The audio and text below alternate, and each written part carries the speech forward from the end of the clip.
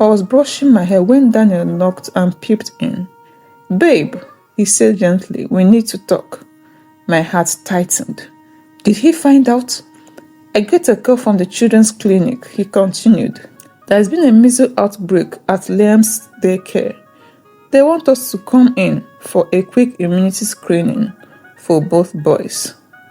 I relaxed a little and nodded. "Okay, that's fine," he insisted. "They may also want to do a genetic match just to confirm family immunity patterns." I froze.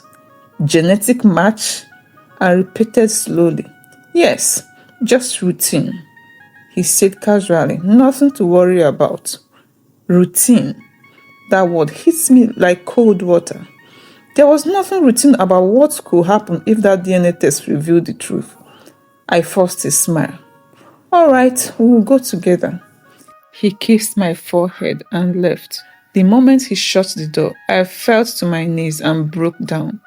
I had to act fast. I couldn't let the test happen. If the truth came out in that hospital, I wouldn't just lose Daniel. I would lose my children too. But what excuse could I give? That evening, I told him the boys were sneezing, that we should wait another week. He agreed, but I knew I was only buying time. Tina came over later that night. I didn't invite her. She just had that strange sixth sense and knew when something was wrong. "Easy," she said after I poured out everything. "You've lasted 7 months. You can still spin this." "Spin what?" "They want to match our DNA." I cried. "I am out of time, Tina." She paused, then whispered, "What if you tell Daniel, but not the whole truth?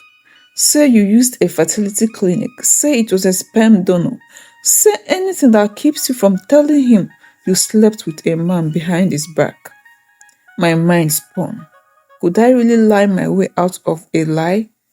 That night, as Daniel lay beside me, humming to Logan in his arms, I realized something. I was running out of options. I had two choices: tell him now and destroy everything, or lie deeper and pray that he never finds the truth. But lies have a way of screaming when you try to silence them. And mine was about to roar. It was supposed to be a one night. One reckless silent night in a hotel in Lekki that nobody will ever know. But now he was back. I was at the pharmacy picking up cough syrup for Liam when I heard someone call my name. "Isabel." I turned slowly and my heart dropped into my stomach. He was taller than I remembered, dressed sharply in a sky blue shirt that clung to his broad shoulders. Same confident smirk, same dimple at the left cheek. His eyes lit up like he had seen a long-lost lover. "Wow, I didn't think I'll ever see you again," he said, stepping closer.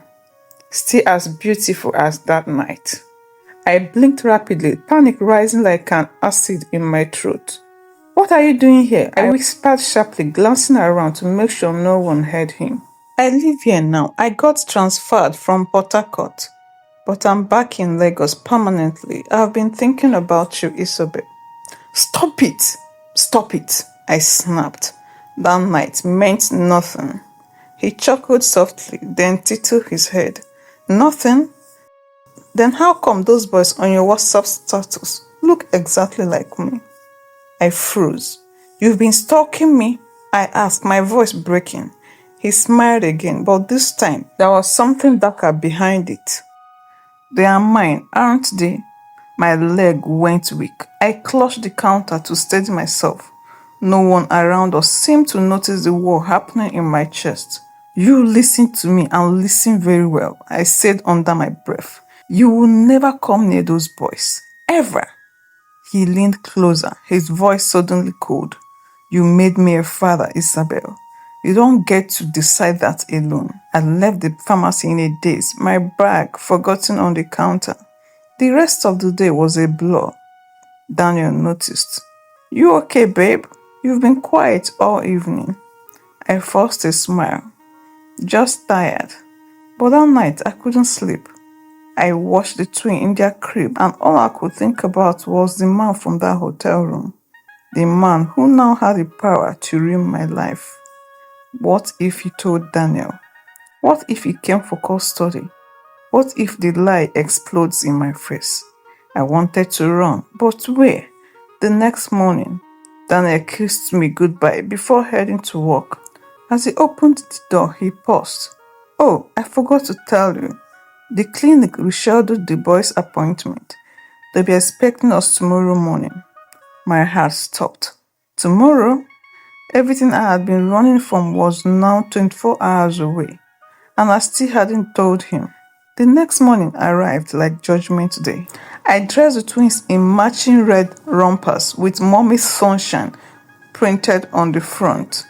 As I packed their bag with wipes, diapers, and a small flask of warm water, my hands trembled. Daniel was unusually cheerful. He whistled as he strapped Liam into his car seat. He cracked jokes about how Logan had inherited his sleeping habits. Every word he spoke was like a pin, stabbing deeper into my guilty heart. The clinic was cold, too cold. We sat in the waiting room, surrounded by mothers and crying toddlers. Daniel bounced Logan gently in his knee, smiling like he had the perfect life. I wanted to scream. Then a nurse called our name. We were ushered into a quiet room. The doctor, Dr. Benson, was kind-eyed, middle-aged, and very soft-spoken. We'll just do a simple immunogenic test for confirmation. Nothing invasive, he said with a smile. We'll take samples from both parents and the twins. Results will be out in 3 days. I nearly choked. 3 days. That was 72 hours of waiting and dying inside. They took blood samples from Daniel first, then from me, then from the boys. I sat there, numb, smiling at Logan while Liam sucked his thumb. When we left the clinic, Daniel suggested we stop at Cold Stone for ice cream. I declined. Babe, you sure you're okay? He asked, finally sensing the storm behind my silence. I am fine, I lied. Just a little headache. He nodded, but not convinced. That night, after we put the twins to sleep, I sat at the edge of the bed, staring at the wall. Daniel had fallen asleep with his arm draped around my waist, peaceful and unaware. But I was on fire inside. I couldn't take it anymore. I slid out of the bed, walked to the living room, and dialed Tina's number. She picked on the first ring. Easy. Tina, I whispered, barely holding the tears. They ran a DNA test, and the result will be out in 3 days. I think it's time I tell him. There was a pause. Then, are you sure? Once you say it, there is no going back. I know, I said. But if he hears it from someone else, or worse, from the clinic, he will never forgive me. I need to look into his eyes and say it myself. Tina was silent for a long time. Then she said, come over in the morning, let's talk through this. I ended the call and turned around to find Daniel standing by the hallway, rubbing his eyes. My heart leaped into my mouth. You okay? He asked, yawning. I nodded quickly. Yeah, just needed air. He smiled sleepily and walked back into the room, but I didn't follow him. I stood there in the living room, clutching my chest, wondering what kind of man I married, and whether he would still be the same after hearing the truth. I had never been this terrified in my life. Not when I peed on that stick and saw the 2 red lines. Not when the twins were placed in my hands, crying in perfect harmony. But tonight I was preparing to break a man. Daniel came home from work humming a worship song. He had no idea what was coming. I cooked his favorite, jollof rice with grilled turkey. I lit a scented candle on the table. I even wore the red dress he bought for me on our 3rd anniversary. He smiled when he saw me. Wow, he said, what's the occasion? I smiled weakly. Can we talk after dinner? Of course, he said, looking concerned. Is everything all right? I didn't answer. The twins were already asleep. After dinner, Daniel helped clear the dishes. Then we sat on a sofa, side by side, the television playing softly in the background. I turned to him, my heart thudding against my ribs. Daniel, I began, my voice trembling. What I'm about to tell you will hurt you, but I owe you the truth. He slowly turned off the TV and looked at me, fully, quietly. I am listening. I looked at my hands. My wedding ring suddenly felt too tight. Before I got pregnant, I was under so much pressure. From your mother, from my family, from everyone. 5 years, no child. And I was desperate. What are you saying, Isabel? I did something I regret, I whispered. Tina suggested it. I shouldn't have listened. But I was broken, Daniel. Isabel, he cut in sharply. What did you do? I closed my eyes. I slept with another man. Once, just once. And I got pregnant, Daniel. The twins are not yours. The silence that followed could bury a nation. He stared at me, frozen, unblinking. A faint tremble formed in his jaw. No, he said, almost to himself, you're lying. I am not. I said through tears. The clinic ran a test. We are getting the result in 2 days. But I already know. He stood up slowly, like his legs were carrying the weight of 1,000 disappointments. You lied to me, he said, voice cracking. For months I carried those boys, loved them, bragged about them. I defended you when people said you bewitched me.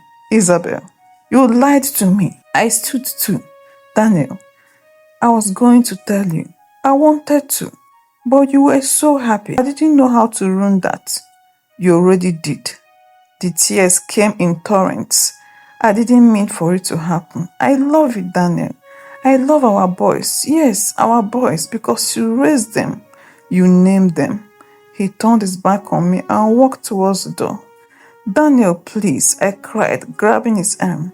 Please don't live like this. He looked down at me with eyes I barely recognized, full of pain, betrayal, and something worse, disappointment. I need air, he said. Then he left, and I collapsed on the floor. My cries, the only sound in the room that used to be filled with love.